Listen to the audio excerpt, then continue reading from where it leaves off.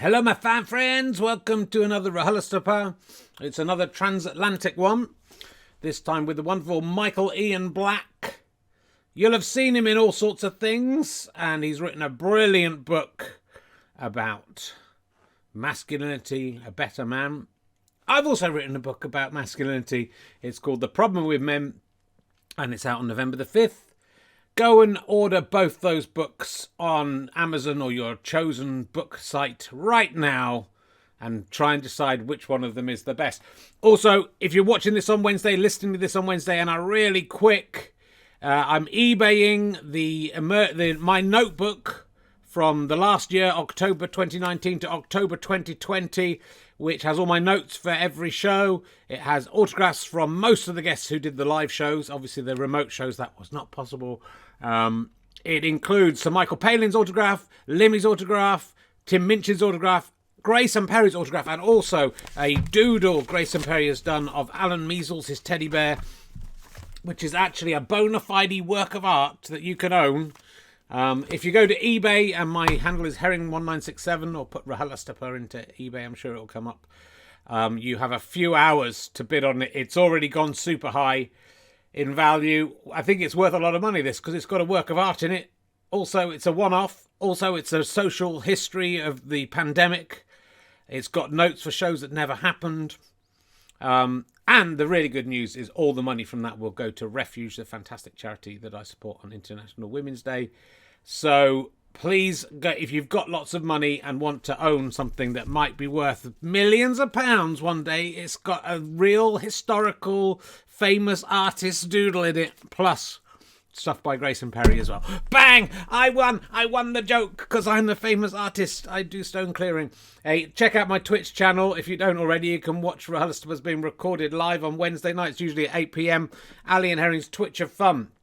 Thursday at 7:30 because Taskmaster starting on Thursdays at 9 on Channel 4, 15th of October. For 10 weeks, you'll see how I got on Taskmaster. Could mean anything. And there's also snooker on the Twitch channel, and also stone clearing on the Twitch channel secretly every now and again. Twitch.tv/RKHerring. Please remember to subscribe to that. If you're with Amazon Prime, you can subscribe for free and give us £5 every single month. If you just can be asked to go back and click the subscribe button every month. So please do that. If you're with Amazon Prime, if you just want to give us some money, go to gofasterstripe.com/badges and get loads of benefits, including extra interviews, chances to win prizes, and all sorts of other stuff. Look, let's sit back, relax, and enjoy this fantastic RHLSTP with the wonderful Michael Ian Black in America. He's in Connecticut. It's great there. All right, have fun, my fan friends. Goodbye.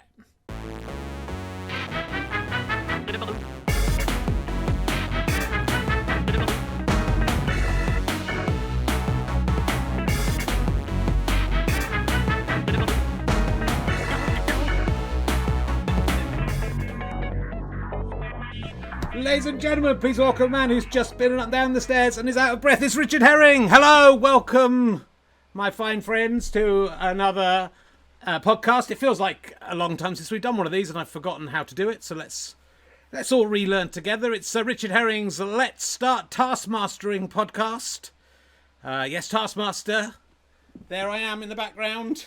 That's me. It's starting on the 15th of October, 9 p.m. on Channel 4. I'm back on the telly. I don't need you fucking internet losers anymore. I'm back. Fuck you all. I hate you all. Though I was hanging around with the Proud Boys the other day. Not the racist ones, just a load of 6-year-olds whose mums had all just said they'd done a really good job tidying up their bedrooms, and they were very happy. And they were all sporting stubby erections as well, so they were proud in two ways. And still more grown up than the other Proud Boys. Anyway, those young, the 6-year-old Proud Boys, they call it RHLSTP, so I don't know if that's going to catch on. So, what's been going on in the news? The coronavirus has been happening. I don't know if you noticed that there's a coronavirus going on. My daughter, I think, she's 5. I think she has. I don't know if I've mentioned this.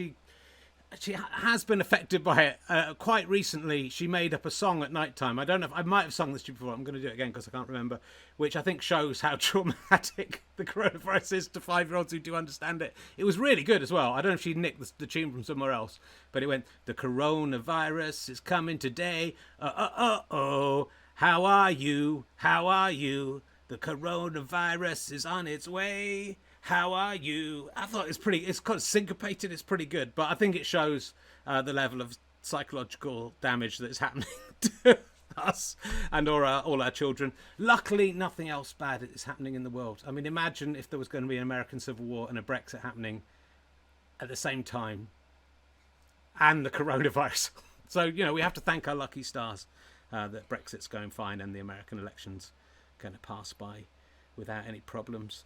I was actually we watched Star Wars with my daughter for the first time at the weekend, which was interesting. I haven't watched Star Wars for quite a while. It was interesting to see what my daughter's take on it was. She kind of said it was boring, but then she got really into it, and when we finished said she wanted to see the second one. But I hadn't noticed before what a dick Han Solo is, and I'd always quite liked him before.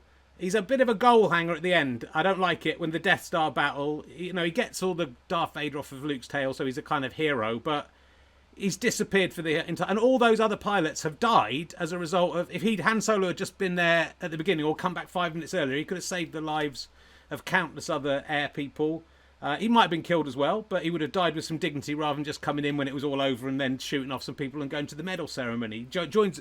I just think the celebrations at the end, it should be everyone going, yeah, well, thanks for that, I guess. But, it'd be nice if Simon was still here. We've lost a lot of people. It's very hard to celebrate this. You coming in wanting a big medal off Princess Leia.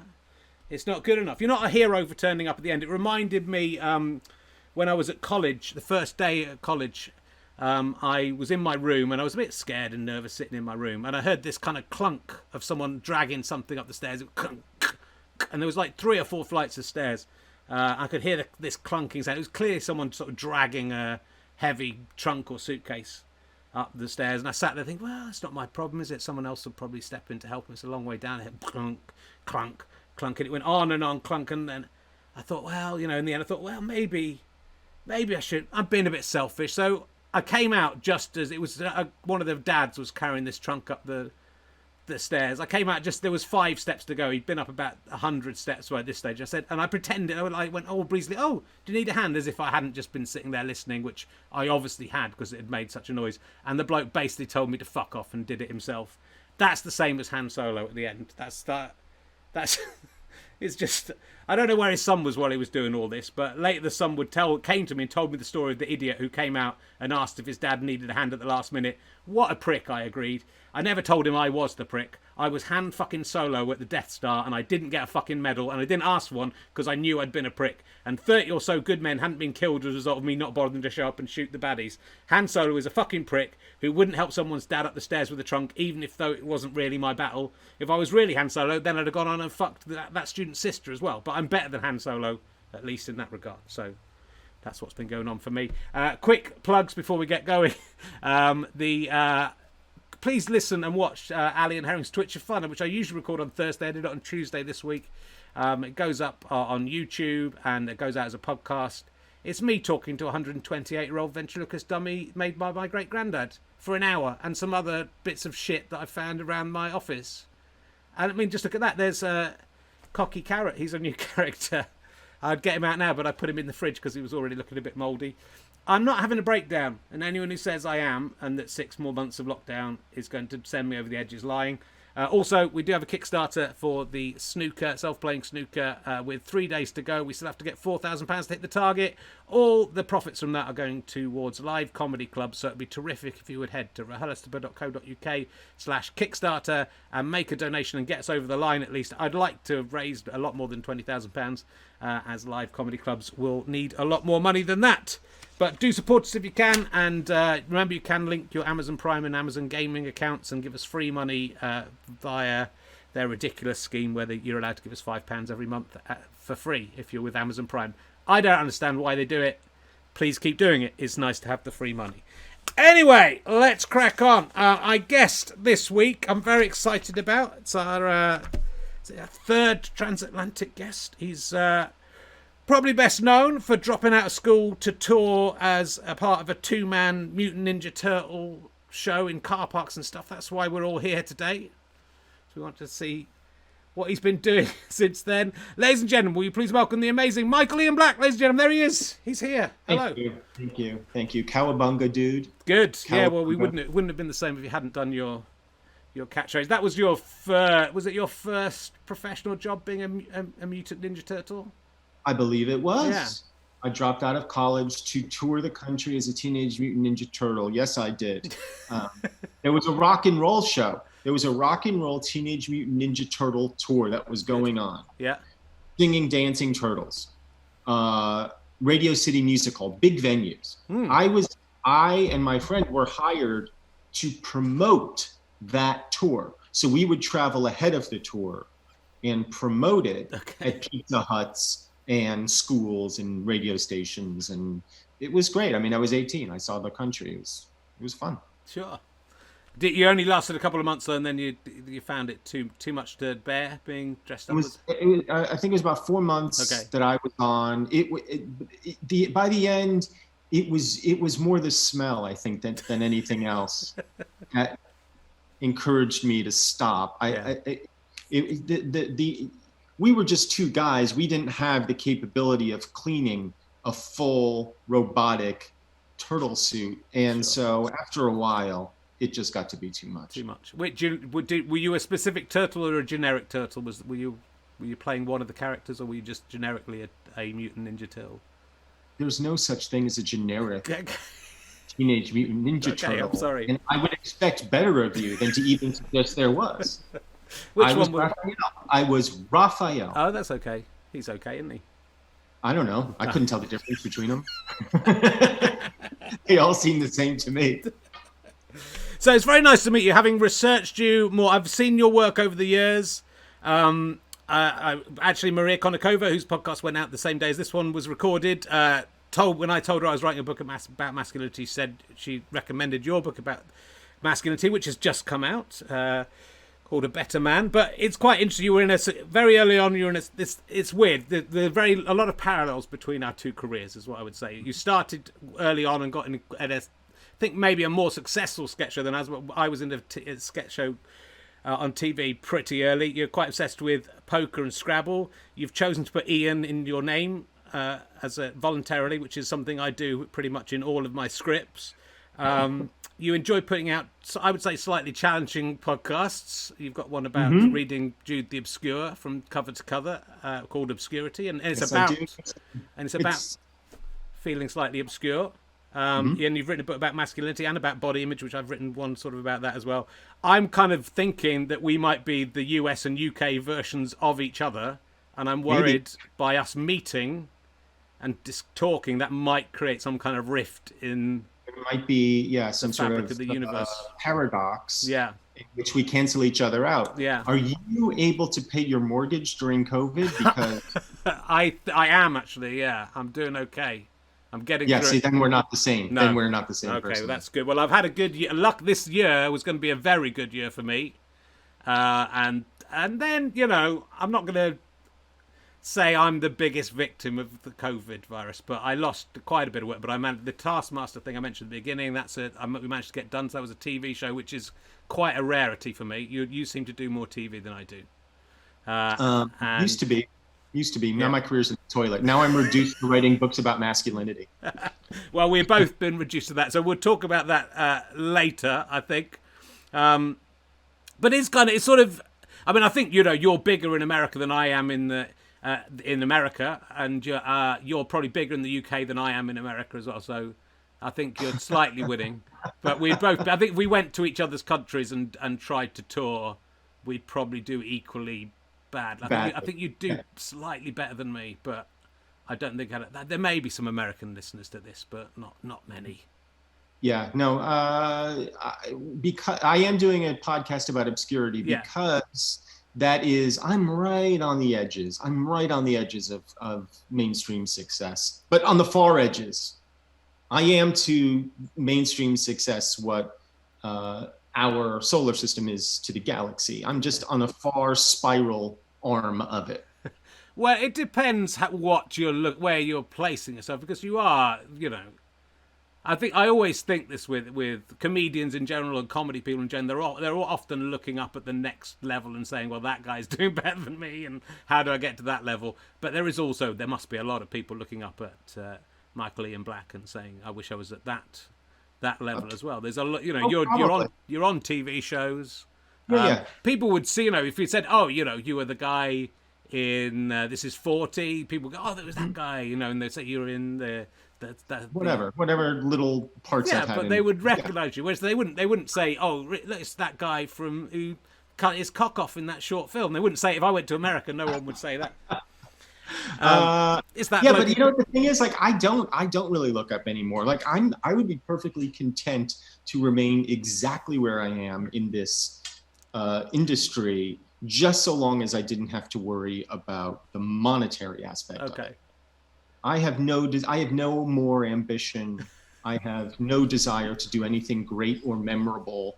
I really am content to spend my days as I have been doing in COVID, which is waking up fairly early, reading the paper, checking Twitter, taking a nap, practicing piano, which I'm awful at, and then doing occasionally like stuff like this. Yeah. That's just a perfect life for me. I live out in the woods. It's great. It's quiet. I don't miss the hustle or bustle. I miss nothing. I think I've seen that from a lot of middle-aged comedians. Looking on Facebook, there's a lot of middle-aged comedians I've seen who are reassessing whether they even want to go back on the road. I mean, some of them quite sadly about it, and some I feel the same. I sort of think I'm having a nice time. I'm spending a lot of time with my family. I luckily live in the countryside, and I can carry on working from my desk here. If it could be called that, and it's nice. So I sort of think maybe after 2020 I'll just sort of quietly just stay at home and do this, and the 100 people who like watching this can stay and watch. I mean, you look well. You have a fine hale complexion about you. Your hair is sort of tousled in an attractive way. You're doing great. As far as I can tell, you're doing great. I'm having a nice time. It's going okay, but I would. It's that thing. It's wondering about the psychological effects of all of this, as well as the obvious physical and the illness and death. That's not a very nice part of this particular virus. And a lot of people, I would go so far as to say it's the worst part of the virus. I think it is the worst part. And death. But all the other things on top of that, where you think, when you think my 3-year-old son, my son who's nearly 3, just cannot understand what's happening at all. He doesn't understand why people aren't allowed in the house. He doesn't understand why he hasn't seen many of his. We've managed to be able to go out a bit more now, so he's a bit happier. And my 5-year-old understands, but you sort of wonder. My mum, who lived through the Second World War as a similar age to my kids, and sort of was about maybe 8 or 9 when the war finished, sent me a lovely email for my daughter about all the stuff that she had to go through, and whether my daughter would remember in 70, 80 years' time, whether she would remember this kind of awful summer. But it's sort of that's the last time I think that something within our Western world has affected like children as much as this has, and affected their lives. And you sort of wonder if they're singing these sort of spiritual songs about the coronavirus as they go to bed. what kind of dreams are they having, and what's going on? But anyway, let's not talk about that. We've managed to avoid talking about the coronavirus for quite a while. Well, Ring Around the Rosie, right? Classic children's song about the plague, right? Yeah. The great art comes from this. Great children's songs. Well, she wants to be a pop star, my daughter. But if she made that thing up, what she sang to me, I think, where the hell did that come from? So maybe she will be. I had to look up where Connecticut was. I feel it may be the Hertfordshire of America. I told you that beforehand. I think people would have to look up because Hertfordshire is one of those places people go, is that in like the northwest? Is that near London? It's kind of near London. But Connecticut, I kind of assumed it was probably near to New York, which it is-ish. But it could have been anywhere for me in the UK. It's 60 miles outside of New York City. Oh, that's close then, isn't it? Close enough if you have to get in.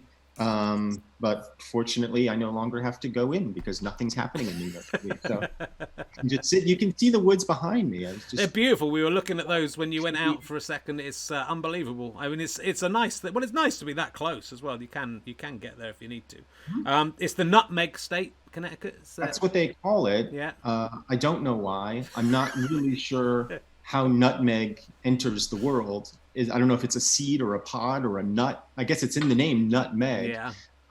But I don't know what you do with it other than I guess it goes on eggnog during the holidays.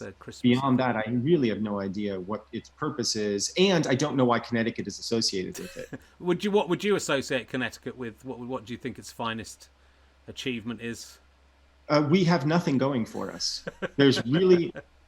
When you mention to people that you're from Connecticut, they will often say, "Yes, I drove through there once," and that's what I think we're known for. If you're driving from New York to Boston, you will pass through Connecticut, and you will think to yourself, "How much longer are we going to be in Connecticut?" As you're driving through. That's what we're known for. Yeah.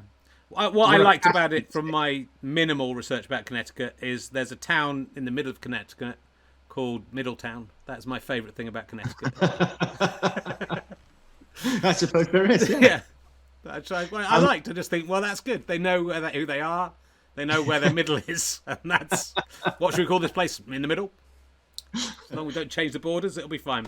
I was listening to your podcast this week in preparation to this podcast. And the Obscure one, I know you've done several podcasts, but I was listening to Obscure, which I do like. It is the sort of thing that I would do where rather than you offered to do a podcast, and rather than doing the sort of thing we're doing now with two comedians talking to each other, you went down the road of thinking, well, I've never read Jude the Obscure and I don't know what it's about.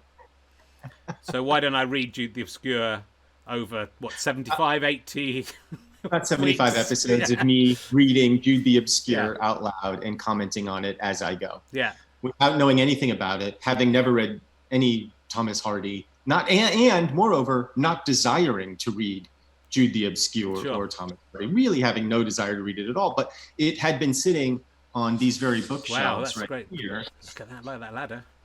Yeah, I got a ladder. Yeah, that's nice. I should get one of those. Bookshelf. So I guess I am doing pretty well. So I pulled it down and I was just looking for something to do. I was like, I'm going to read this book out loud until it's done. And I did. Yeah. It took over a year of weekly episodes. And now I'm doing a second season. I'm reading Frankenstein out loud. Yeah, I've read Frankenstein. Frankenstein's a good book. I mean, not that Jude the Obscure isn't a good book, but I hadn't read Jude the Obscure either. I've read some Thomas Hardy a long time ago. I think Frankenstein. Have you started the Frankenstein one, or is it? I've started it, but I'm not that far into it. Please don't give me any spoilers. He's just met Dr. Frankenstein. Okay. So I don't know. I really don't know what happens. There's already been many surprises for me as to what the book is about, because all I know is, Boris Karloff sticking his arms out and going. That doesn't seem to be at all what Frankenstein is like. No. The book. No, there's more to it than that. It's a very good book. Jude the Obscure, what I like about it, and I think you should just, if you are looking for a source of income, I genuinely think this would work. What I like about the Obscure podcast is there's more to it than you read in the book, and you do talk about your life, and you talk about the idea of obscurity and how you're feeling that you're an obscure comedian, which is interesting. But when you come to actually read the book, having someone just... What never happens on audiobooks is someone going, do you remember this guy? He's the guy who was in the earlier chapter, and just does a little précis of what's going on and reminds you, and then comments. To actually get some comments about explaining what's happening is extremely useful, because I think I've tried to listen to Middlemarch as an audiobook, and it was absolutely impenetrable, because you can't remember who anyone is. If you're walking a dog, the dog runs off, you've missed 2 minutes and you're fucked. So this is why I don't read any Russian literature. Yeah. They have, each of them has like 6 different names that they call themselves. Misha and Abramovich and little Misha. I mean, they all have nicknames and patronymics, and I find it so confusing. Well, I just gave up on the Russians altogether. You were very good at understanding what was going on in Jude the Obscure, and you were very good at explaining it. I liked the bit early on where you talked about it being. I didn't know it was Thomas Hardy's last book, and that he didn't write for another. He lived for another 30 years. That's fascinating. So immediately that piece of information adds so much to this book. I didn't agree with your choice of making his aunt, or whatever she is, Irish. I think that was a mistake. Oh, well, you have to understand, like, my accent work is terrible. Yes. Well, as is my own. I'm not making her Irish. I'm just doing a vaguely UK voice, and whatever comes out comes out. Yeah, it should be it should be Dorset. It's kind of where I grew up. So apart from that, it was fine. Well, what would she sound like? She'd be like, "Hello, it's me. That's Thomas. Hello, Jude. Come on in. You're a stupid prick." It'd be like that. But your Irish accent was about as good as my Irish accent, and that is the highest praise that any man can give. I know my viewers will be saying, "Oh, he must have an amazing Irish accent." I play snooker against my podcasts that are obscure. I go around a field doing a dog walk, and I'm trying to move all the stones off the field onto the edge of the field and build a wall that's visible from space. Is the ultimate aim of it. It's a 35-acre field, and I've been doing it for 2 years so far, and you probably wouldn't notice so far. But I've got 20 or 30 years to go, so it's about trying to achieve something in my life. So I think it's a similar themed thing to you. It's about feeling your life hasn't amounted to anything, so let it amount to something. And then I commentate on that as I go around. As soon as you walk around anywhere in Connecticut, what you will see are stone walls everywhere, because the soil here was so rocky that the original settlers who were farming it had to do something with these stones, so they would move them and just mark their boundaries with them, and so they're everywhere. Cool. So I certainly understand the futility of what you're trying to achieve. Yeah, they may be doing better than I'm doing. I mean, there's a few. I'll send you some photos later of what I've achieved so far. And I've started videoing that now as we're on Twitch, so occasionally it goes on Twitch. I play myself at snooker, which is a game you won't know much about. I think I did talk to Maria. Seen a bit of it. Yeah. But most people play against other people. But I have 32 guises I play against myself now, one of whom is an Irish me. That's why I can say that your Irish accent is very good. So, I think we're on a similar wavelength. So I'm going to listen to the rest of it. I'm going to get through it. I think I've only done 4 chapters. It's not something you want to just listen to in a day, which I would say of my podcast as well. It's nice to do it weekly. I think your podcast, that particular podcast. Would you agree with that? Yeah, mine is definitely not binge worthy in any way, shape, or form. And do you find people a lot of people tell me they use mine to go to sleep with, which is, as an artist, you're not in control of how people use your art. Do people find yours quite a soothing podcast? I'd imagine. Nobody's told me they use it to go to sleep, but then again, nobody's really told me that they listen to it. So, well, I do recommend it. It's very good. If you like my stuff, I mean, if you like my stuff, you don't need another fucking one of those things coming into your life. But I still seem to be. I churn out enough of this rubbish. Hey, I was very excited I had Simon Pegg on as a guest on this podcast, and I picked out what I considered to be his worst film, and I was very excited to see that you. But I wrote it. You wrote it. You hate Run Fatboy Run? I do. I really do. I like everything else you do. So I don't know. I haven't watched it for a long time because I did run marathons. I think there's an element of jealousy because you're doing everything that I do. I think I wanted to write that film. And I think that's probably the start of it. I think it was more of a joke that I kind of picked out. As I do, I randomly pick out stuff from people's resumes and then and rag on it and see what happens. And then shit on them. I shit on it a little. I don't know. There was something about it that I can't. Was it just you and Simon wrote that together, the two of you? I wrote it originally, and then it was supposed to be. It was supposed to be an American film, and then a British company picked it up. And then Simon attached, and he rewrote it to sort of make it more Britishy. Yeah, he fucked up. Oh, it was all him. Yeah. I agree. It's an atrocious film. And I mean, it's one of those films that, honestly, like the reason I wrote it was I sat down as a writing exercise, and I was like, is it possible for me to write something that is mainstream at all? That was literally the writing challenge to myself. And so that's what I tried to do. And I think it came out really well. like, to me, there's nothing objectionable about it. Like, you may not love it, but it's an inoffensive film. No, I managed to be offended by it. I wasn't going to watch it again to find out what it was. But it's also curious to know. But it's also, with things like that, you can watch something, and you only watch most things once, right? And if you're in a bad mood, or you've had an argument if I've had an argument with my wife, and she's decided she likes something, I'm deliberately not gonna like it, Michael. Did your wife like it or no? She didn't like it either. I don't know if I was with my wife when, I think, the film we went to see as the first time we sort of got properly together was Dan in Real Life. Did you have anything to do with writing Dan in Real Life? Because no, that was really bad. But luckily, it was bad enough that we didn't mind, because it was when we first embraced. Oh, that's lovely. I mean, it wasn't as bad as Run Fatboy Run. It was no Run Fatboy Run. I'm sorry because I've enjoyed everything else of yours that I've seen. I have not seen everything of yours. I haven't seen your Mutant Ninja Turtles. You were I do pick on like slight obscure things, but I'm interested in this, and I don't know, and nobody knows what this is like, this one, because I don't think it was broadcast. But you appeared in the American version of Gavin and Stacey, which is called Us and Them.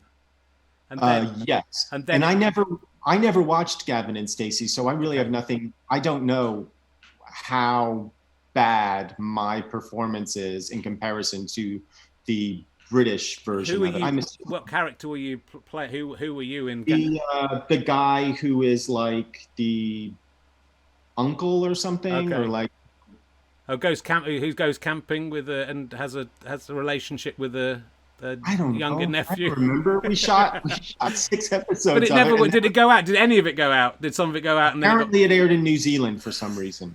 That's all I know about it. I never saw a frame of it. I never saw a frame of Gavin and Stacey. I was showing up and going to work and doing my best. Of course, I'm not, but I don't even know, because no one's seen it. I'm fascinated by. Sometimes it works, doesn't it? Like, I think with the American Office, I think the American Office is better than the British Office. I know Americans don't think that, but I genuinely do think it's a better sitcom.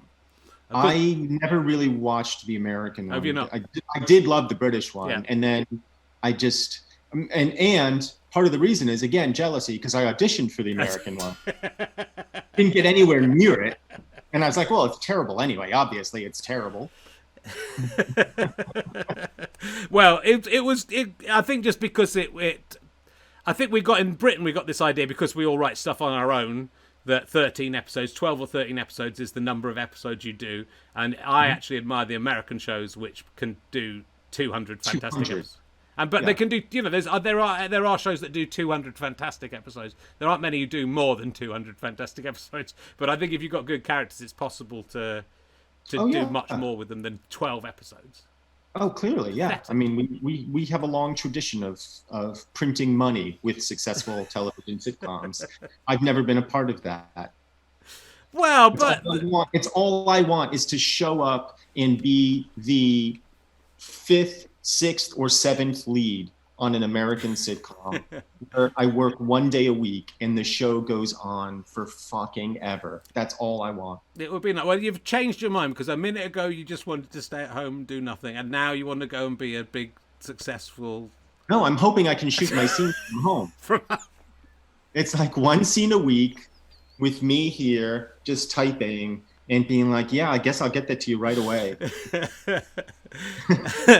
Well, we saw the what I can't remember the show that was it Burning Love, the one about the sort of bachelor parody, which was that a couple of series, because we watched that on Netflix. I don't think it's on UK Netflix anymore, but we watched it on Netflix. There were 3 different seasons. I think we saw all of it then, because we got quite obsessed with that, and that's successful. You're in another period which seems to be doing very well. Oh yeah, all the shows that I'm in that are successful. Yeah. Like Another Period on Comedy Central here, and Burning Love. All of them are made for no money, in a very compressed amount of time, and they come and they go, and you don't see a dime from them. Well, it's terrible. I'd just like to be getting some. I look at you and I think that I would like that life. I'd like to live in a wood. But we've already established that you have my life. I don't have the TV without the TV part. My TV part is fucking around with puppets at my desk. I do a character that's a dead wasp. That's one of my characters. Fucking hell. What does your dead watch sound like? Well, it's all I'm practicing ventriloquism. So it goes, zzz, hello. I think I've been experimenting with. I just change the accent every time. I think he's northern at the moment. Hello, it's me. I'm trying wasp. He does reviews. It's a very well-developed character. Okay, yeah, it's good. I've just found a dead wasp when I was doing that, and it became part of the show. My life's falling apart. What do you do? As a ventriloquist, how do you deal with your P's and your stop? Well, not well. I mean, what I've decided to do is learn ventriloquism on the hop. So I'm doing it. I'm learning in front of the camera. I've literally done no practice. My practice is 1 hour a week. I'd sit here and ventriloquize various. This is. I'm a dead wasp. I'm a dead wasp. That's my great granddad's. That's Ali Sloper. He's from 1892. I'm linking at it. That's what he does. So there you go. And was he a professional ventriloquist, or was just kind of amateur? He was an amateur Methodist. He wasn't even a proper Methodist preacher. I thought he was a Methodist preacher, but my dad told me, or my mum told me, that he just helped them out when they were they were busy. So he wasn't ordained. He just went and tried to educate kids about Methodism. Sure. And I'm not using them for the same purpose, though. So there is, I think it's hard. What would you feel if you'd made by hand? There's two beautiful, terrifying dolls. It would be nice to think your great grandson was using them, wouldn't it? If you think I think he'd be delighted. But then if I don't think he would, because what I'm doing with him is. I don't know how profane you are with profane. them. Maybe, that might offend him quite a bit. So it's hard, isn't it? I wonder I don't know what I'd feel. What if my great grandchild uses them to promote Nazism or something like that? I'd be pleased that they were being used. Right. But they're being put into service for their intended use. It's just the message. Yeah, and just very successfully converts the world to Nazism through the medium of these puppets. You go, well, I can't help but be proud of the skill has passed down the generations. But what a thing. That my favourite fact I've learned about you, and I think this might have been from another podcast, is that, or maybe it's in the book, is that you're scared of worms. I think you. Yeah. That is. I mean, I have emergency questions, and I think a new emergency question of what is the most pathetic thing that you're afraid of is a good one, and I think worms. I mean, it's why are you afraid of worms? And no offense, but it's pathetic. No offense taken. I would agree that it's pathetic. Okay, good. Because they're scary. I mean, I think that's the correct answer. They're scary. They wriggle. Yeah. Everything just sort of comes into them and goes out of them, and they surprise you. You'll be digging in dirt and just trying to move some roots or do something, and then all of a sudden there's a goddamn worm there. And they pay you no heed. It's like you don't even exist to them. They're terrifying. I find them terrifying. I find them as scary as snakes. People don't say, well, why are you scared of snakes? Snakes are scary. Worms are also scary. Well, snakes can harm you. Worms can harm you. I don't know how. I don't know how. You could slip on one. Absolutely. And they wriggle on your driveway and they dry up, and just the desiccated corpses of worms. I don't like them. I feel like I'm getting better with them the longer I live in the country. But yeah, they're my least favorite of the species, I think. Okay. Fair enough. All right. They don't even have eyes, do they? They don't even have eyes. No, but they don't need them. They haven't lived a happy life. Oh. They're down there. Snakes have eyes. You can relate. Like, you can look at a snake and kind of relate to it. There's a little bit of empathy, I think, there. Worms. Well, worms, you have, they're like fingers. They're like sort of mini penises. You can relate to them on a penile level. Well, I'm scared of mini penises. I think if I met someone whose penis was a worm, you'd be terrified. I would be terrified. That could be. We might have just workshopped a brilliant new horror character to a horror film. What's your most pathetic fear? Polystyrene. The noise of polystyrene. So any polystyrene being rubbed against other polystyrene absolutely drives me insane. but it doesn't scare you. No, I mean it actually. I become like the Incredible Hulk as a result. If it's the right frequency, it makes me angry.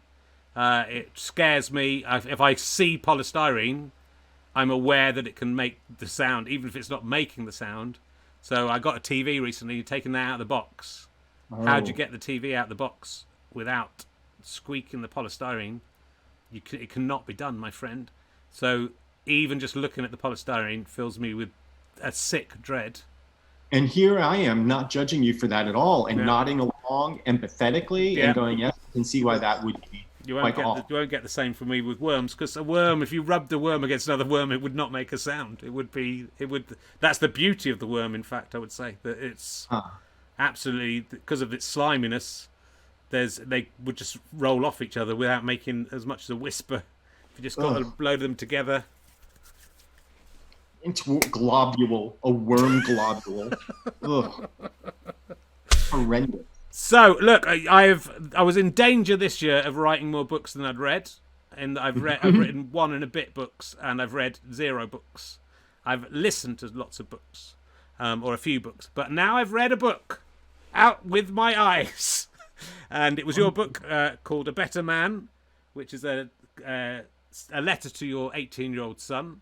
As you say in the title, a fairly serious letter to your son about. I mean, it's funny as well, but it's about masculinity, which obviously interested me, as I also have the book I've written. Which book is better? Which book is better? Is that the question? I think that your book is better, having read both of them. If you're going to buy one book about the crisis of masculinity this year, read Michael Ian Black's. But if you're going to think, I could get 2 of them, I'd like to read 2 of these. I would say my book's funnier than yours, but your book isn't particularly trying to be that funny, and your book is still funny. But, no, it does say on the cover, a mostly serious letter to mostly serious. There are some good jokes, and there's some good jokes at the expense of yourself and your family. But it's very heartwarming, and it's... well, I think both of us have arrived from slightly different directions at this kind of realization that isn't hard to realize in the world that we live in, that men are in crisis, and that it's a crisis more or less of their own making, or at least of their own need to get out of it. They need to find a way out of it. It's our inheritance. The crisis is our inheritance. Yeah. So tell me what made you want to write this book, and where did this come from you? Well, nothing funny, of course. No. Mostly serious. It was school shootings here in the U.S., which you don't have to deal with, but we have to deal with an alarming frequency. I don't know if you're aware of the Sandy Hook shooting here, which was an elementary school. That occurred maybe half a dozen miles from my house when my kids were in elementary school.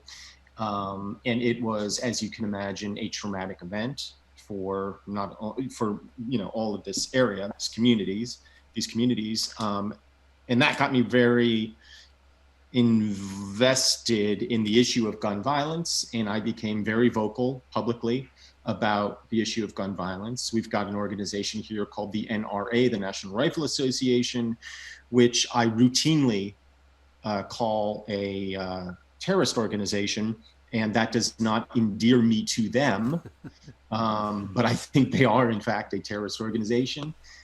Anyway, I became very vocal about that. Years later, when my kids were in high school, there was another shooting at the Marjorie Stoneman Douglas High School in Florida. That was the year that my son entered his senior year of high school. And once again, I started railing against gun manufacturers and the gun lobby and blah, blah, blah. And then I just asked aloud, meaning on Twitter, the question, which I didn't see anybody asking, which is, why is it that boys are always the ones who are pulling the triggers? It's always boys doing these acts. It's boys who commit the vast majority of violence around the globe. Why is that? So I just wrote this Twitter thread about it, just out of exasperation more than anything else. And then the New York Times contacted me and they said, do you want to write an op-ed about this? And I was like, not really. I don't know enough about this. I'm not particularly smart on this issue. I'm not studied. I don't know. So not really. And they were like, please. And I was like, all right. So I wrote an op-ed. And then from there, a publisher came to me and said, do you want to write a book about it? And I was like, oh, geez, not really at all. I'm like, I'm not qualified to write a book. They're like, but you have a son and you're a dad. And I'm like, yeah, I guess. So I wrote a book. Yeah. Well, but that's what's makes it it's a great idea, I think, is this idea of writing as a letter to your child, because obviously it gives you a chance to talk about your personal life and your own upbringing, which is... there's a comedian in Britain called Robin Ince who writes about how many comedians have a trauma in their childhood, losing a parent, which you lost your father when you were 12. Also, your parents divorced as well, which is enough of a trauma in itself. And your mother moved in with a woman, so while your father was alive, so your father had to deal with that. So, do you think he speculates that possibly? I mean, I don't really have any trauma in my life unless I've really. You've got a dead wasp. You're just sitting there. I was a comedian before that happened, so I don't think that was. I think that's what took me out of comedy, that dead wasp. But do you think? I don't think it's obviously not all comedians have it, but that's you having to cope with that. I think also what's interesting, which I think maybe a lot of people of our generation roughly can relate to, is I think you talk about your father not being expressively, affectionate. Well, not affectionate, but not displaying love in the way that I think it sort of feels to me that our parents' generation, the men were a little standoffish and masculine in that kind of 50s, 60s, 70s way. And our generation are the opposite, in that I never stop telling my children I love them. Like 15 times a day, to their massive annoyance already. My daughter's already sick of it. I don't know whether that will create problems for the next generation in some other way. But it's in that shift, I think, probably says as much about masculinity and the change in masculinity as anything, and that our fathers couldn't really relate to us as kids, but we are keener to do that. My dad couldn't. I mean, my dad, who really was a nice man, a gentle man, and I think a kind man, but really had no ability to relate to us as kids. We didn't see him as much as I would have liked. My parents were divorced, like you said, so we saw him like every other weekend. He worked a lot. So some weekends we didn't see him even when we were there. We hung out with his new wife. And he was really reserved. I mean, he just wasn't capable, I don't think, of saying to his kids, I love you, or of giving a hug or anything like that. Didn't mean he didn't love us. I think he did. But yeah, he just wasn't really emotionally available. I think even to himself. I don't think he was just capable of understanding his own self particularly well. I mean, he died when he was young. He was 39.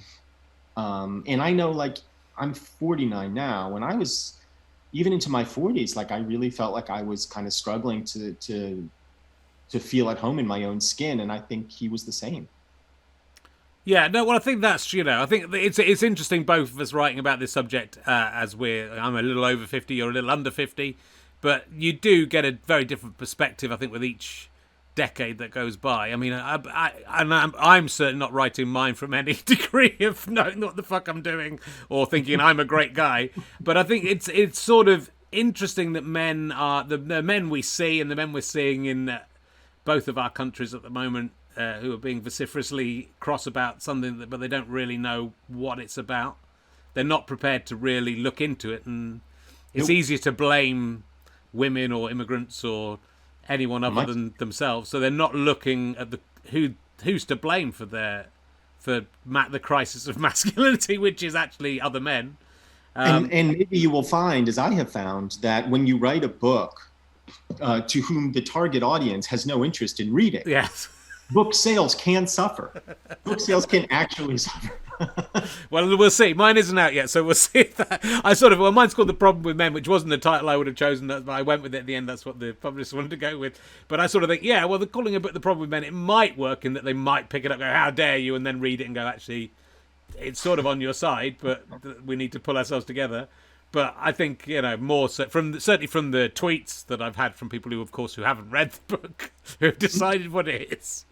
I don't think they'll be buying it, and they could do with reading it. I think it is sort of fascinating, and I wonder whether, you know, if enough people start talking about this and enough people start thinking about it in this way. I mean, it does feel like the world is spiraling off in a direction that we're not going to be able to control, and it feels like the kind of masculinity that is that sort of reactionary, backward-looking masculinity is coming back into vogue.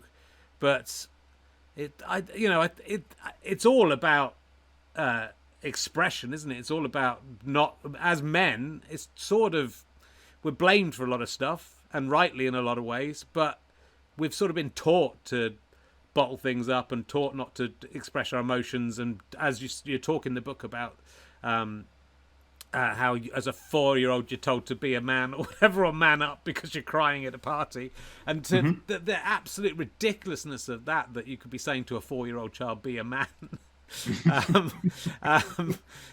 But you know, I remember the same things. I remember, you know, I wasn't a sporty kid. I was a clever kid. I couldn't understand at school why the sporty kids were lauded and were allowed to show off about being sporty kids. But if you went, oh, but I won this test, or I got this cup for I've got a cup for being clever, then that was a very I've got a ventriloquist dummy here. Look at me.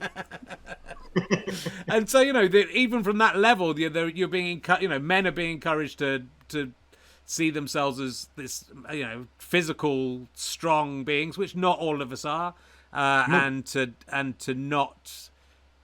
for expression, for crying and self-expression to be a bad thing.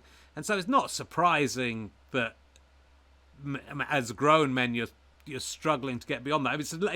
Do you think your son will, who sounds like a nice young man from your descriptions in the book? He's fine. Yeah.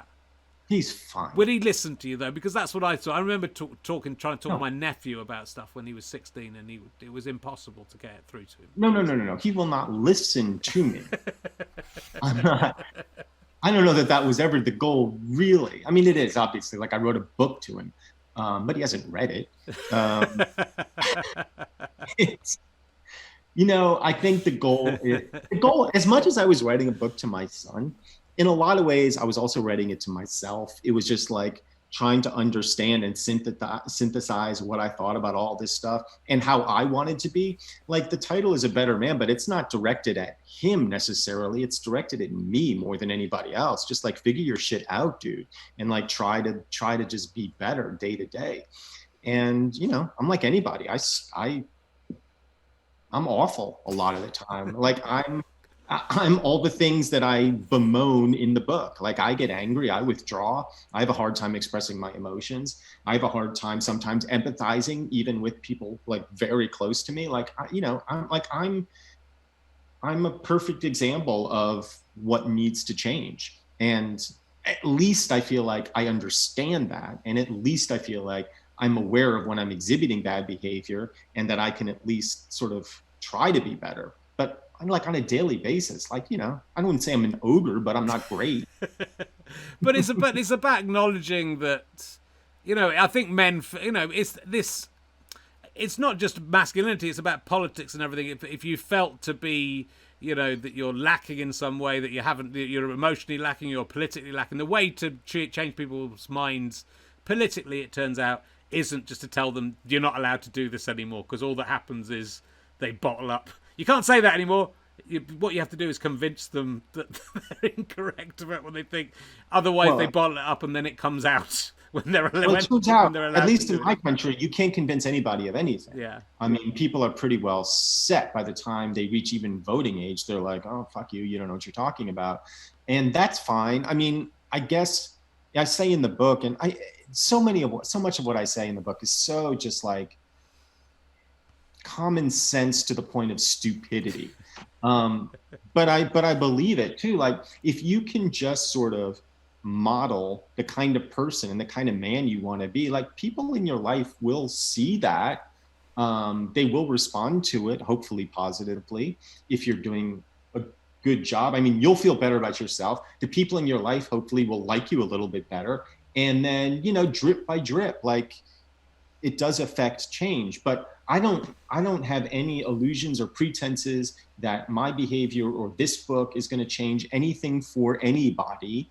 But I do think that the conversation that you're starting, that I'm starting, is a valuable conversation to have. And that in a generation, 2 generations, maybe we will see some progress. Not as a direct result of anything you or I do, but just because of the cumulative conversations that people are having. Sure. Well, I think, but it is, I think it's about, doing it through humor is a great way of doing it, I think, for men. When I did a book about, like a male version of the vagina monologues, but talking humorously about that as well as getting serious stuff in gets through to men a lot more easily. Now, if we're laughing, we can laugh and go, "Oh, phew! It wasn't just me who did that. That's fine." But yeah, I think it is these tiny steps, and these. My book comes out of this whole International Women's Day thing, where men go, "When's International Men's Day?" and that's sort of the starting point of it all.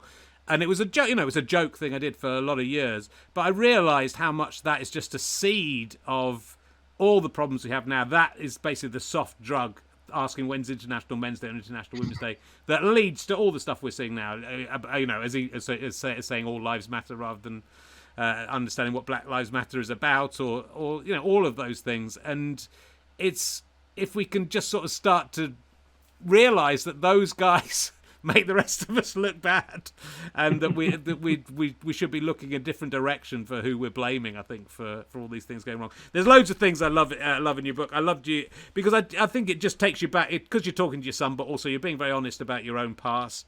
It sort of takes you back to how confusing that time of being 18 through to really, for me, about 45, if I'm absolutely honest, was just so confusing. You didn't know what the rules were. You didn't know, you've got all these feelings bubbling around, but you don't know how to use them, and you don't know, you want to sleep with people, but you don't know how that goes. That could possibly happen. And I love all the stuff you're talking about. I was the same, and I think probably a lot of maybe more sensitive men, but maybe all men were the same, in that girls were making it clear to me that they liked me, and I was. There's a thing where you talk about a girl saying her hand's cold, and you say, "Well, put it in your pocket," rather than taking that as a cue to hold her hand. And that just went, "Oh my God, that is so much my first 10 years of failing to date." But you forget how you get a bit better at those sort of things and a bit more understanding, and you forget about the terrible mistakes you make and the people you hurt and the people who hurt you, and you get a bit better at it. But it's there's a lovely bit where you talk about the detachment of youth and maturity being like you're tethered to the planet, and your job is to sort of grab people and hold them and bring them back down to earth, which as a parent I think is really, it's a beautiful image, but it's sort of it's also like very true, that as we get older and we're just hopefully a little bit more secure. There comes a point in your life where, and maybe it's that weird age between 18 and 45. It's different for everybody. But I have to move my computer because I'm about to run out of battery. Oh my goodness, how exciting! I know, and you're going to see much more of my mansion. Okay, this is nice. How many other ladders have you got? He's got 100 book ladders in. It's all ladders. Ladders. It's all ladders everywhere. It's a terrible, terrible feature of the house. To get anywhere or do anything, you have to climb a ladder. It's awful. I think there does come a point, like as you're getting a little bit older and independent, like you do sort of feel yourself drifting away from the planet, and you feel sort of alienated from it. And then what maturity is sort of like bringing yourself back in, like handhold by handhold, until you sort of rejoin the rest of humanity. But it's a journey. Everybody has to go on that journey. But again, I think, but also what I see and what I fear, what I see a lot in middle-aged men, some of my friends and some other just guys who, life isn't as exciting as it was when they were 25, and they get divorced, or something goes wrong, and they go more right wing, and they get more into conspiracy theories, and they basically go nuts, and you can see them go nuts, and that's the other end of it. It feels like certainly in your 50s up to your 60s and 70s we should be able to hold it all together and be a solid grounding for the younger people in our lives. But it does feel that's my fear, is the friends you see who suddenly go off the planet. I suppose that's the same thing. That's what you're talking about, isn't it? Is this just drifting away out of some people don't never, some people never find their way back. Or for some people, like, you know, I have similar friends, male and female, who are in their 40s, 50s, who just at a certain point just decide they're gonna, you know, go someplace else, some other reality, and that's where they choose to live. And it's not great. It's really not great. No, it's a weird thing, but it's, you know, it's there's a lot of positive stuff, and then I do, you know, I think I obviously get the stuff as a parent. Your kids are older than mine, but you know, I have just sleepless nights. You know, you worry about those things. For you to have been in such close proximity to such a terrible event, you know, and you're two or three schools away, that's happening to young kids your age. But that's the thing, you know, that you can't ever quite escape that fear. You know, I think you talk about the nostalgia for the future and stuff, but I you know, I can even if something nice is happening, something happy is happening, I'm on a beautiful walk with my kids, we're picking blackberries and the sun's shining. It just feels like that bit in a film before the children are kidnapped and sexually assaulted, and that's all that's going on in my head. Is this is too nice. They're gonna get run over. They're gonna die. And so I'm not unable to enjoy fully the nice things because I'm worrying about it. But then, you know, for some people it's the reality. You know, you know it's unlikely, but then you know how close you have come. You know, to experience something at such close quarters and to send your kids to school on that same day and get your kids back, or send them to school the next day. Knowing that's happened. I mean, you still know it's not the kind of thing that happens a lot, but it's still, I mean, it's there's so many things in the world now, and that's. I mean, I just had a sleepless night last night. It was mainly because I drank whiskey before bed, but and then woke up and read about the presidential debate, and then couldn't sleep and worried about the world. But you know, you can understand why people. Why, you know, fear can grip people, and why people want to have guns and want. I mean, it seems all of these things. See, within the gun control in America, there's no way that's ever going to change beyond something so bad happening that all the guns are gone. The worst thing has already happened. Yeah. It happened 6 miles from my house. Sure. Like nothing. And then there was a you know, the worst mass shooting in American history was in Las Vegas. A dude was just at the top of a hotel and just spraying a concert crowd. 500 people were shot. Yeah. Not all of them died, obviously, but 500 people were shot. And nothing changed. That's the thing. I mean, nothing is going to change in this country regarding gun laws. It's absolutely maddening. And there's deep sort of historical reasons why that why that is the case, not why it should be the case. It's just very, very, very hard to persuade enough Americans to change things to get something done. But it does have a lot to do with the fear that you're describing, the fear that when you're out there picking blackberries, you know, a group of marauders is going to come and take your blackberries. Yeah. And, you know, and your children, I guess, but the blackberries are also very valuable. And it's very hard, I guess, for a lot of people to sort of overcome those fears and just understand that life generally proceeds apace, and the tragedies that happen rarely, but there's one happening right now. Your kids have just been eaten by wolves. This tragedy is never ending. This is a never-ending tragedy. My two fucking dog. I mean, and one of the things about masculinity is, like, so much of it we think is predicated on strength, when the opposite is true. It's predicated on fear. Sure. Yeah, well, I think you're right. I mean, I don't think either our books are going to change anything. But that's, you know, but it still feels good to put them out into the world. Absolutely. And do our best. And, you know, I hope people will read your book. It's a great read. I've read it in 2 or 3 sittings. It was there's a lot of great stuff about it, and especially You're Scared of Worms. I don't think that's in the book. I think that was in a podcast. Not in the book. It actually might be. It actually might be. Is it? Okay. And well, I also and I think just I think talking about your younger self and your sense of humor, I sort of thought that thing when you're young and you're sarcastic, and obviously a lot of your comedic personality when you started was sort of based on this sarcastic, just dismissive of everything. And again, I think it's interesting that as an older guy, you're sort of beyond that. So I watched.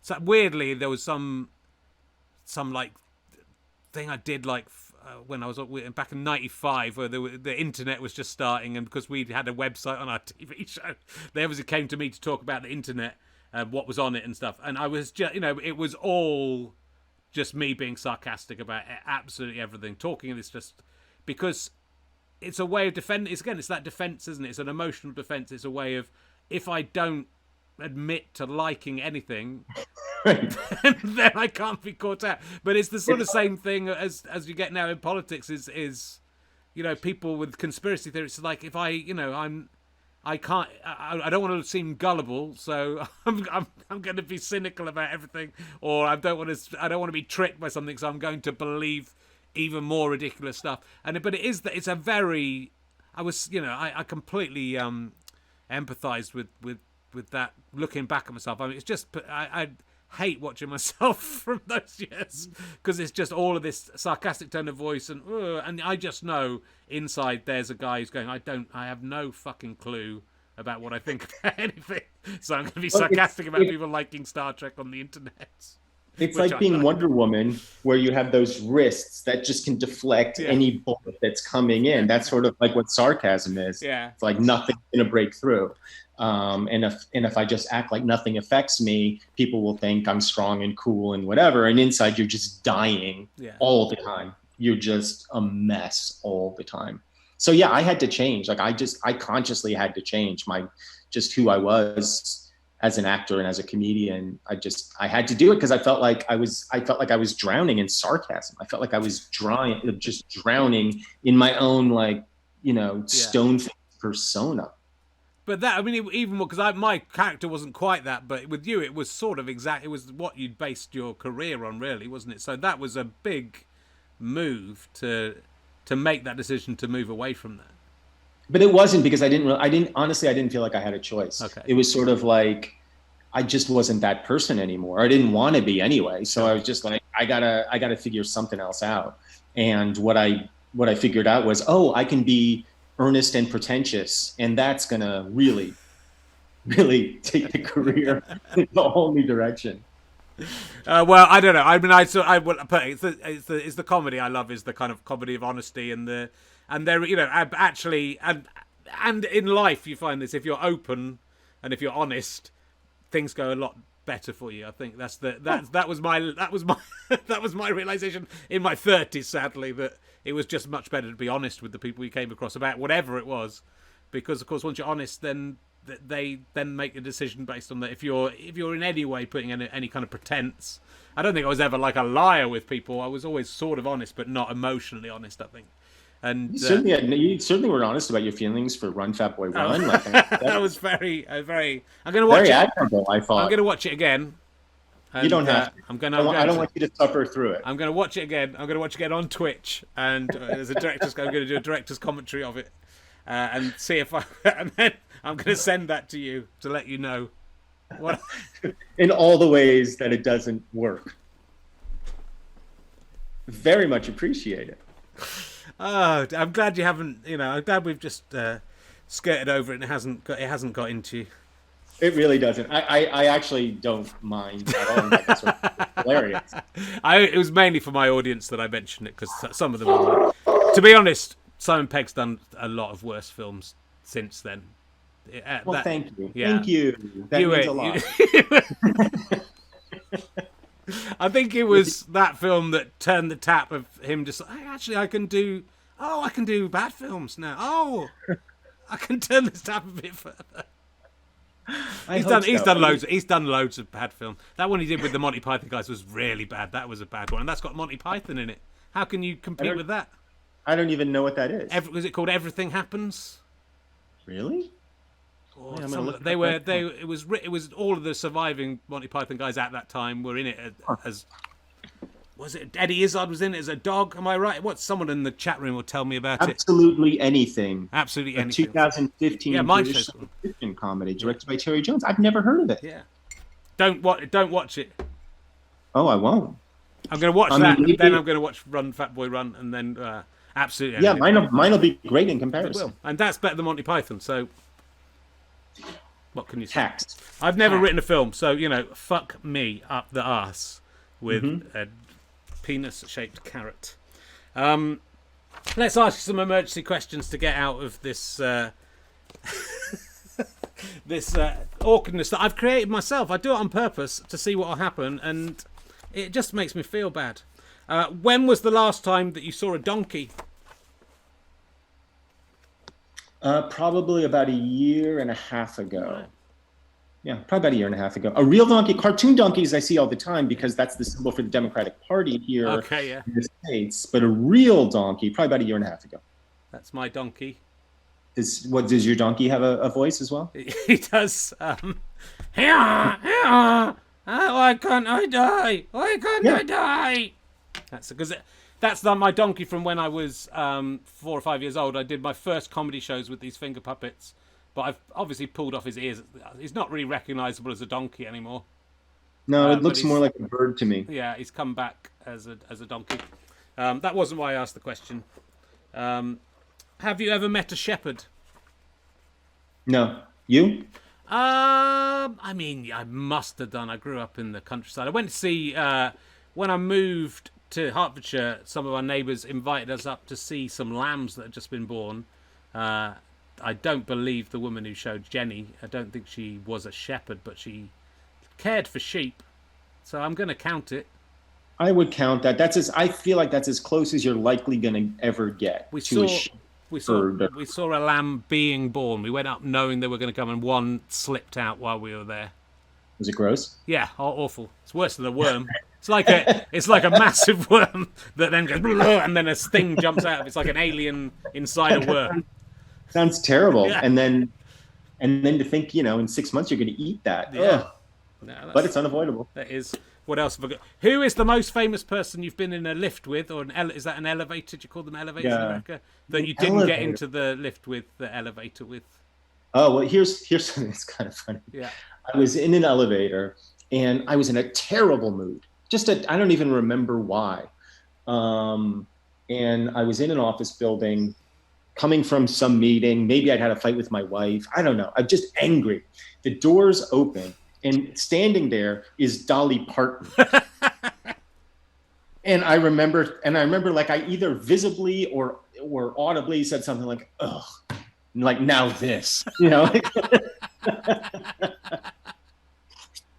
And Dolly Parton will remember that. I was in a lift with Michael Ian Black. We never shared the same elevator, but she was getting on as I was getting on. No, that counts. That counts. Oh, I was just outraged that she would dare show her face while I was in such a foul mood.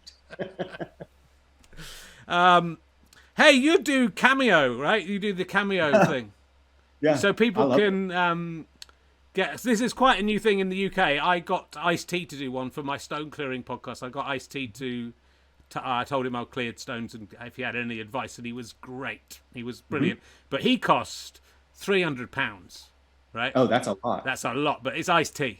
So I'm not saying it's too much. That sounds about right for Ice-T. I mean, but what I find so Cameo, if people don't know, is where you can a celebrity, you go to a website and you can ask a celebrity to send you a message of any kind. I'm guessing, usually birthday greetings and stuff for a fan. But what I find interesting is the price point. Oh, it's fascinating. Yeah. So your price point is about £70. So I could have.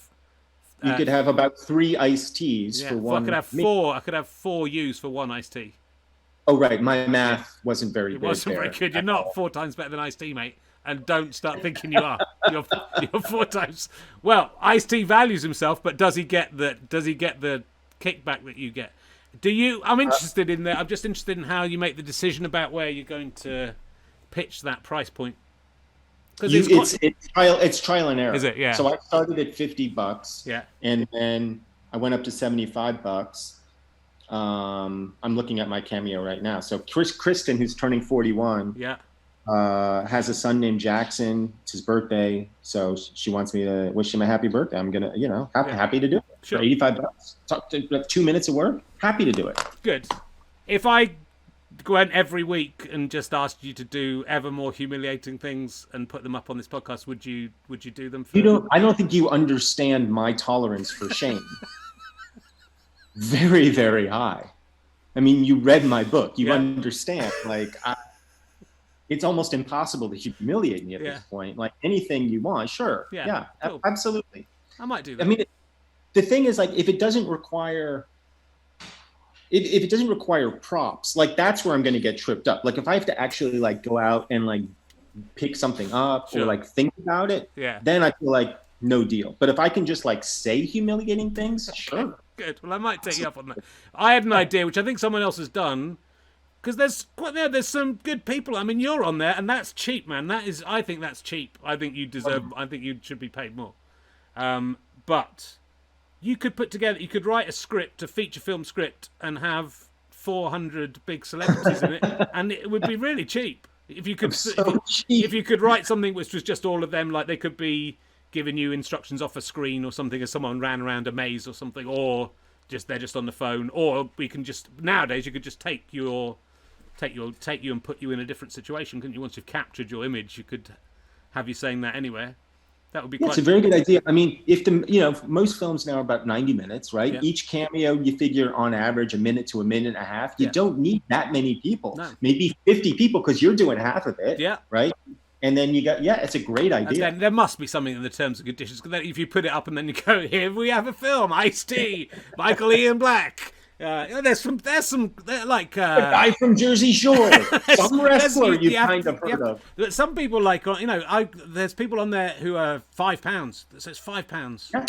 So you could get a lot of those. I mean, they're basically just some people, but it would that would pad it out a bit.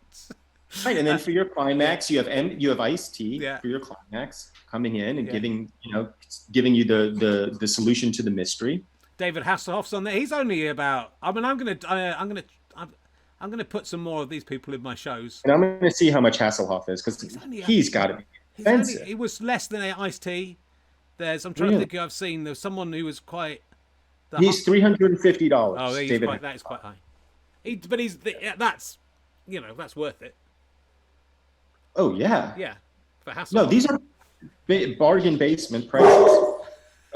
There's some great people in here. Yeah. Johnny Bench, who you wouldn't know, but very famous catcher for the Cincinnati Reds, $160. It's good. It's good stuff. I just do mine for nothing. When people email me and ask me to do a happy birthday, I just do it for nothing. Do you want to guess how much Smokey Robinson is? Oh, I bet it's not as much. I think it's going to $150 US. You're not far off. $209. Yeah. This is a great game. My friends and I have played this game before. What people charge for Cameo? But like, there's some people on there who are just. I'm trying to think of the name of that actor who's my wife's loves. I don't know. I don't know your wife. But she's on there's a few that are on like $1,000 or $2,000. The top one's the one of the Kardashian lot are in there. Oh, sure. But I don't want them. But what's their name? What's the actress who's in Night School with Kevin Hart? Tiffany Haddish? Tiffany Haddish is on. Tiffany Haddish. My wife loves Tiffany Haddish. It's about $3,000 to get Tiffany Haddish. Wait, I have to see that. I was in a show with Tiffany years ago when nobody knew who she was, including me. She was always very nice. I like her. I think she's great. But I would think she wouldn't need to do. I mean, I can understand why you're doing it, Michael. But she's not on Cameo. Oh, okay. She was for a bit. Maybe she's come off. I think she understood why am I doing this? There's literally no upside to me for me to do this. For me, there's a tremendous upside, which is $85. Yeah. Well, I might do it. I don't know if I'm able to do it under aliases. Would you notice if like one a week was coming, extra one was coming? Did you get enough that you wouldn't see? I would have no idea who it is. Yeah. You could say your name is anything. Okay, cool. And I would have no idea. All right, no, well, I won't. I'm not going to. you know, if you're like, could you wish me luck in moving every rock from my 35-acre property over to the boundary, I might have some idea. Yeah, I'm cleverer than that. I'm definitely not going to do it. So you don't even have to look out for it, because it's not going to happen. If anyone gets in touch, says my favorite film is, can you do half of the dialogue from Run Fatboy Run for me? Yeah. Oh, that won't be me. That's all I'm saying. It won't be me. So look, I've wasted enough of your time. I've been rude enough to you already. I'm a massive fan of yours. You've kissed Bradley Cooper. We haven't talked about that. Made love with Bradley. Yeah. Kiss. Come on. It didn't stop with kissing. Okay. It started with kissing and then went very quickly. Yeah. It escalated very, very quickly. That's pretty. In Wet Hot American Summer, yeah. Which is a show I saw without. I think we saw that on Netflix without having seen the original film. It's quite a confusing conceit. It's really good, but it's one of those shows that took me a couple of episodes to decide. To have any clue what was going on. Well, but I think that's the best kind of show. All my favourite shows, it's taken me a couple of episodes to understand what's going on. With that show, it's because it's a very American experience. It's about the summer camp, and I did work at a summer camp, so I am aware of.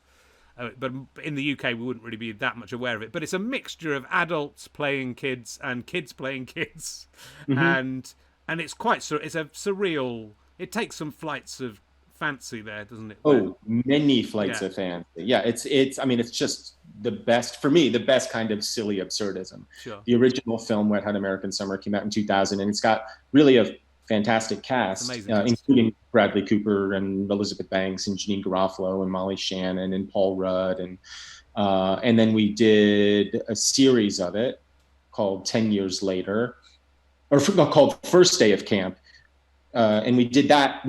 So it's a little confusing. I'll explain it very quickly. In the film, as you just described, the original film, we were all in our mid to late 20s playing 16 and 17-year-olds, and that was part of the conceit of the humor. Yeah. 10 years later, or so, maybe even 15 years later, we made a television series called First Day of Camp, which takes place the first day of that summer. So we're all in our mid to late 30s playing the same characters who are now slightly younger. And then the following year, we did a follow-up to that called 10 Years Later, which takes place 10 years later. So we're then in our like late 30s, 40s, playing mid 20s. Sure. And it's crazy. It's crazy. And a lot of those guys.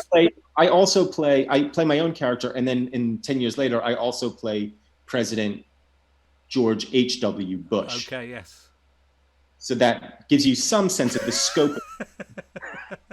But a lot of those guys were the guys you started out. So you started out in this sketch group when you were in your 20s, and a lot of those guys you'll see. In all these American shows, we're 11 of you in this sketch group, something like that, or 10 or 11. You're right, and pretty much everyone's gone on to be a recognizable face. Done really well, yeah.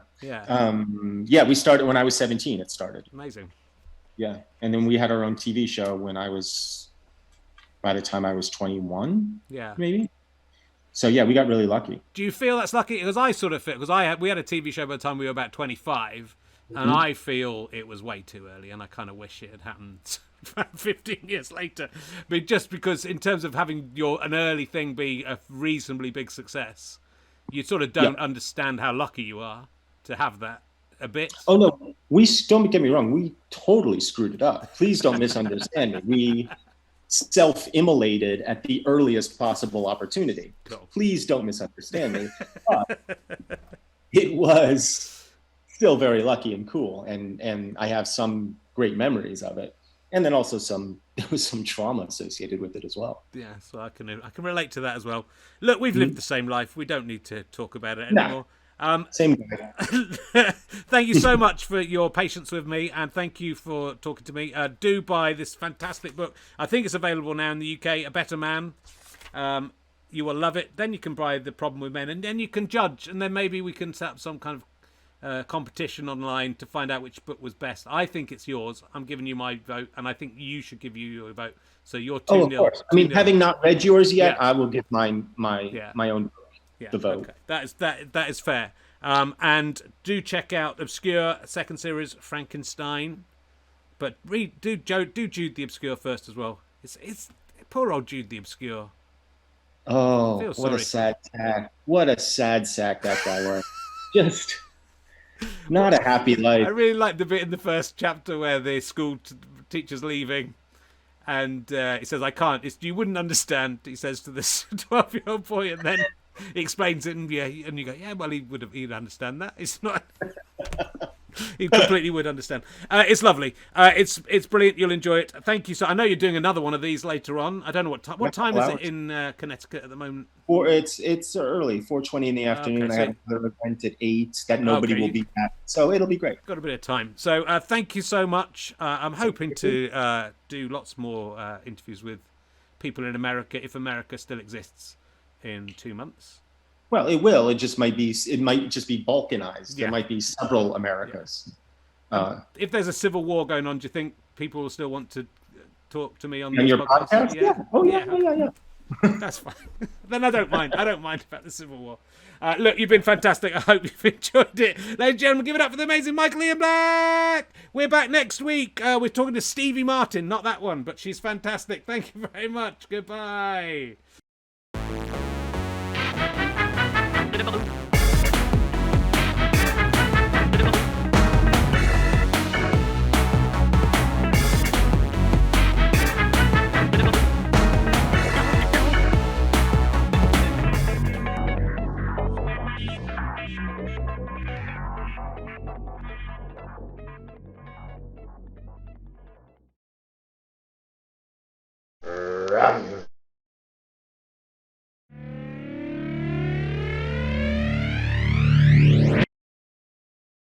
How'd you like them sky potatoes?